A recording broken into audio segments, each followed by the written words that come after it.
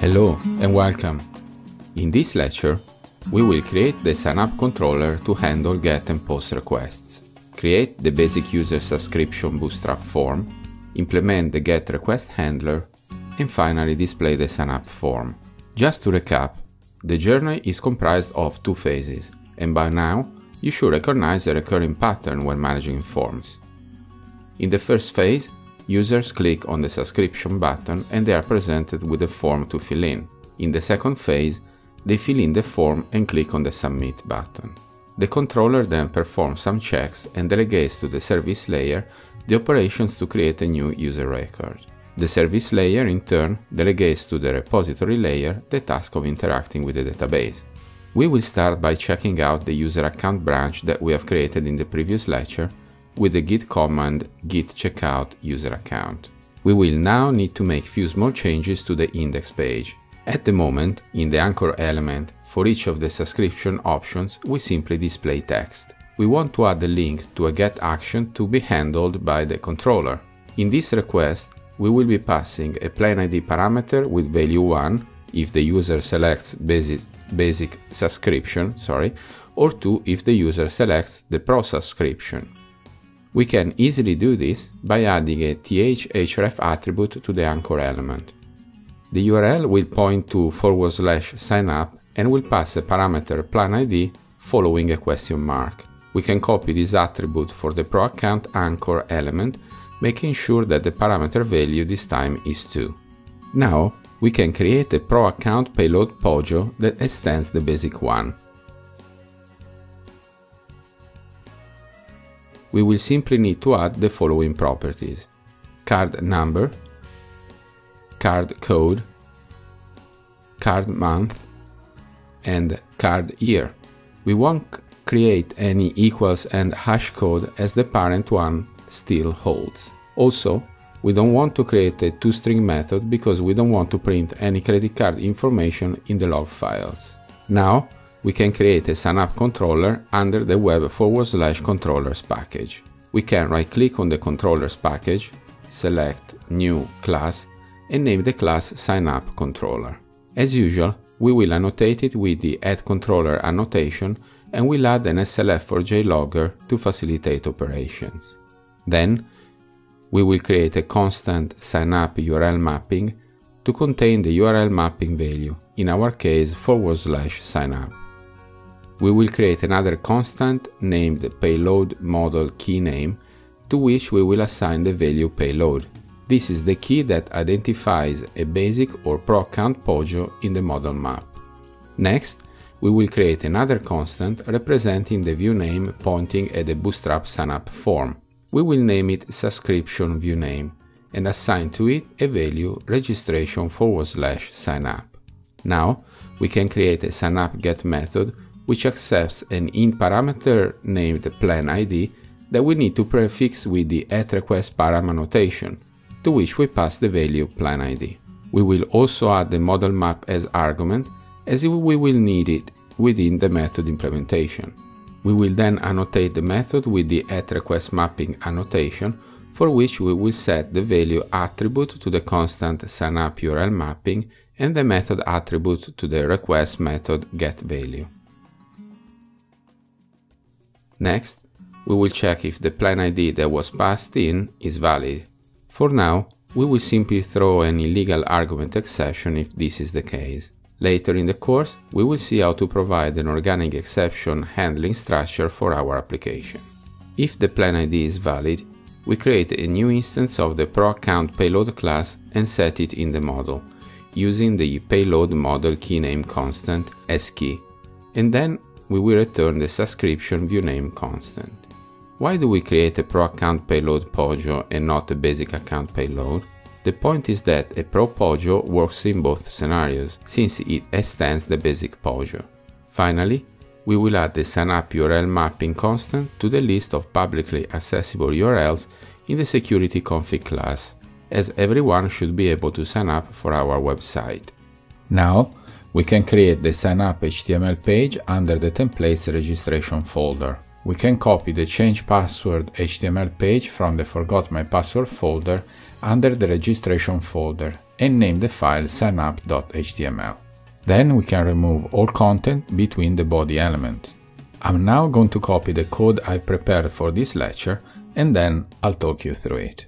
By now, you should be familiar with the structure of a Bootstrap form. We use a Bootstrap container and the grid system to display our content.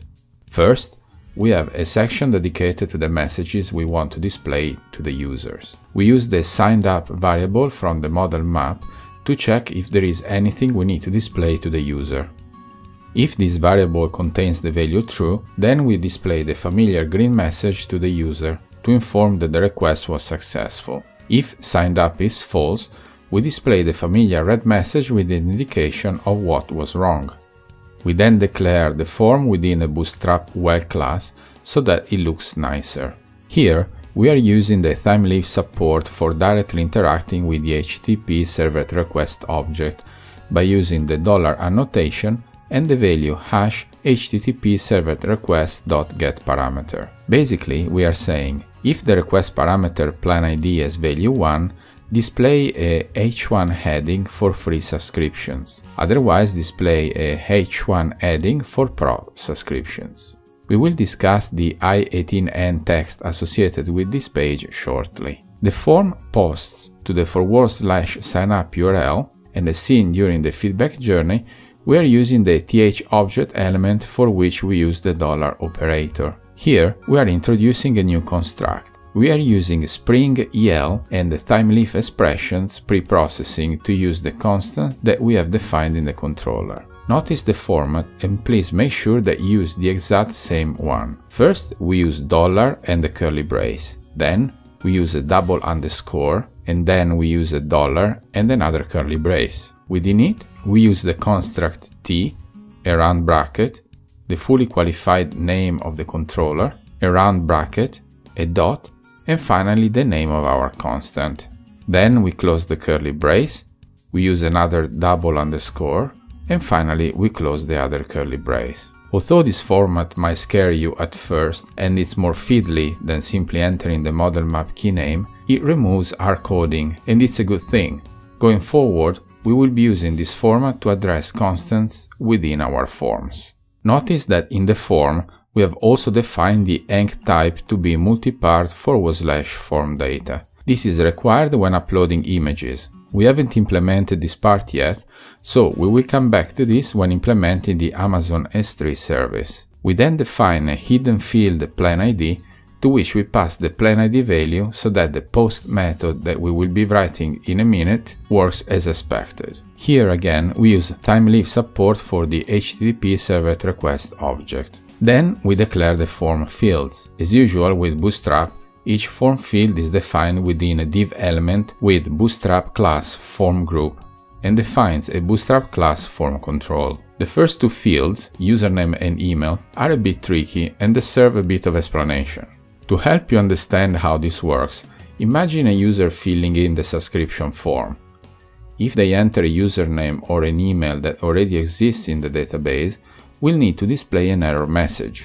This check will happen in the post method that we haven't created yet. That method will set a duplicate username object in the model map, and at that point will display an error to the user. Notice how, in this case, we use a custom class field error that will highlight the username field in red. We will need to add this class to our custom style CSS file. So let's do it now. Let's open the styles.css file and create a new section for the signup form. Then we can enter a new class rule called field error. We want to highlight the input field with a 2 pixels solid red border. Back to the HTML page, we do a similar thing for the email address. Then we declare an input field for password, confirm password, first and last name, description and phone number. Notice that for the description we have used a text area instead of a text field, and we have declared 4 rows. Another field that deserves explanation is country. Here we have used an HTML select element and have hard-coded the country names. Since countries are unlikely to change, this is an acceptable solution. The value that users will see is the one contained within each option element, whereas the value that will be sent to the controller is the one contained within the value attribute for each option element. Remember that for each input field, once bound to a model attribute, we use the th field with the star operator, and this field name must match the Pojo attribute name. Finally, we have declared the submit button with Bootstrap class btn primary. I'm now going to show the first half of the form so that you can pause the video and make sure your code looks exactly like mine. When done, resume the video and then I'll display the second half, when you can pause the video again until your form looks like mine. You can also consult my GitHub repo as a reference to compare your code with mine.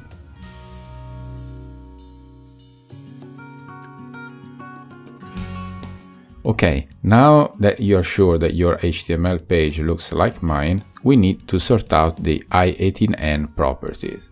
Rather than entering one at a time, I'm now going to copy all of them in the messages.properties file. Please pause the video and ensure that you add the exact same ones. All properties for this form are under the Sign Up section. If we restart the application now and click on the Sign Up with Basic button, we should see the Sign Up form.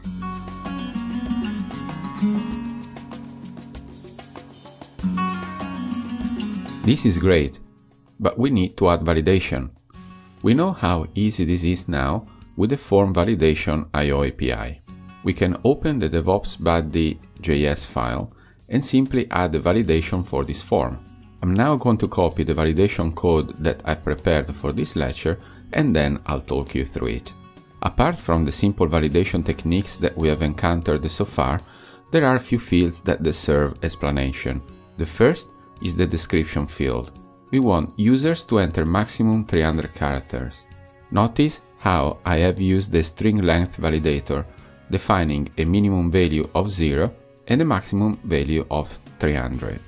For the max value, we use a JavaScript function which uses a regular expression to count the entered characters, and if it's greater than 300, it returns false, which results in an error being displayed to the user. Otherwise, it returns true. The second novelty is around the phone number. Here, we're using a new validator named phone. The Form Validation IO library allows customizing the phone validation depending on the selected country. The country attribute defines the value country, which is the form field name that we have assigned to the country value. Also, if users change the selected country, we want to revalidate the phone number. For this, we use the jQuery on function, to which we pass the changed event and the form input field name. Here, we are basically saying, when the country changes, invoke the sign-up form validation again on the phone number field. I'm now going to show the first half of this validation so that you can pause the video and make sure your code looks like mine. Then, I'll show the second half and pause again. If you run into problems, please clone my repository, check out the user account branch and compare your code with mine. If we restart the application now and try to fill in some data, we can see the validation in action. We can also try and add an invalidate phone number and see validation in action. Now, we can close the Git flow with the following Git commands: git add star, git commit -m, created sign-up form and handler method, and git push. Then we can merge to develop with the git commands git checkout develop, git merge user account, and finally git push.